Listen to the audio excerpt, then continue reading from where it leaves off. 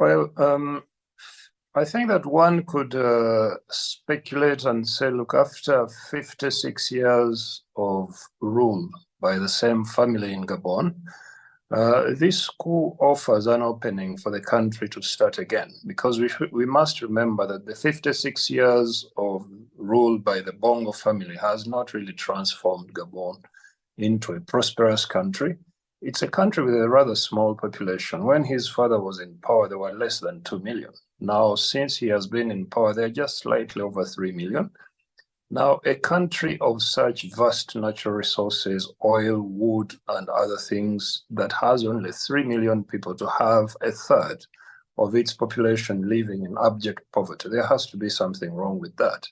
So the appearance of family rule amidst poverty and misery in itself is offensive. It must have been offensive to many Gabonese. But then to add insult to injury, that the father is succeeded by the son, and then the son goes on to preside over rigged elections and continued deprivation and poverty, that in itself would have provided really the ingredients of a situation that definitely would have led to a coup. So the implication, as far as I'm concerned, is that at least now this offers an opening for the Gabonese to sit down and think about where they want to take their country and how to get it there.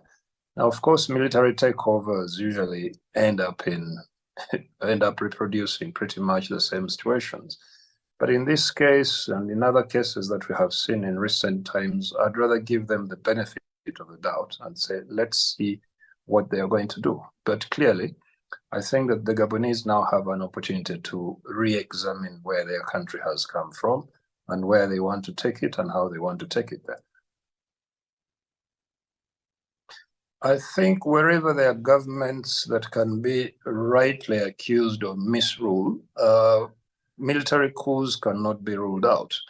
And of course, so far people have been pointing fingers at places like Cameroon, where the president has been in power for a very long time, where Cameroonians, at least the vast majority of them, from what we understand, are not happy with his leadership. He's reputed not to live in the country. There are also other countries, and it's not just Cameroon. So this might spread. We saw a spread of multi-party democracy in the late 80s to the 90s. It seems like we are moving back to the era of coups, because multi-party democracy, as we were promised, does not seem to have delivered the kind of governments that we expected to have. So I would not be surprised if this spreads to other countries. But now going to the question of transition, military coups usually lead to military governments where military officers turn out to want to monopolize power in the same way as the governments they threw out.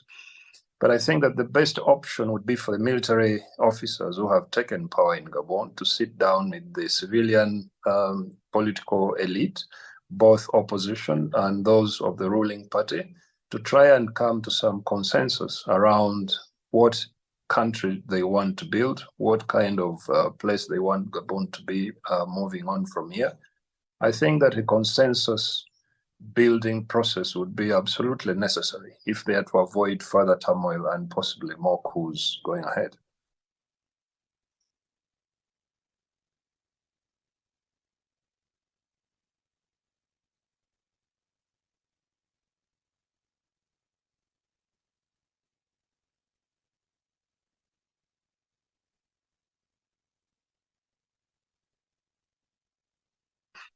Well, the French have had a rather negative history in the countries that were once their colonies. The entire Francophone Africa is in turmoil, or is in ferment of one kind or another. And a great deal of what we have seen following coups in these other countries is that there has been an upsurge in anti-French sentiment. I can predict that we are going to see the same thing happening in Gabon. Now, what does this have to do with? This has to do with the fact that the French have continued to dominate their former colonies. They usually seem to be in cahoots with governments that run their countries badly, governments that are run by small cabals of elites who siphon off everything. They go and buy property in France, they invest in France, The French are seen to dominate the economy, to dominate military affairs, because they tend to have army bases in all these countries. So there is a certain degree of dissatisfaction regarding relationships between France and ruling elites in Francophone Africa. And this, I would presume, would be at the root of the disaffection that we see in the streets each time there is a coup. I don't think that Gabon is going to be any different.